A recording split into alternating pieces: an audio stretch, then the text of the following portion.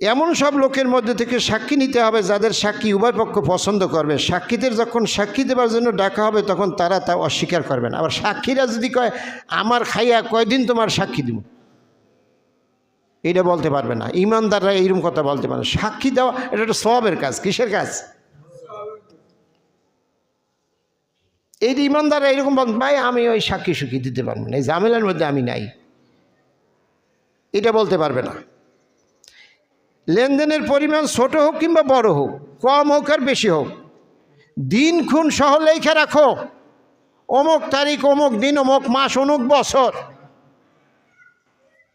প্রয়োজন হলে স্থান লিখে রাখো, অমুক জায়গায় আমাদের এই চুক্তি হয়েছে, অমুক অমুক সাক্ষী। দিন খুন সহ, ছোট হোক আর বড় হোক, দিন খুন সহ লেখা রাখো। পরামর্শটা কার? এই পরামর্শ মানলে ঝামেলা কমবে না বাড়বে?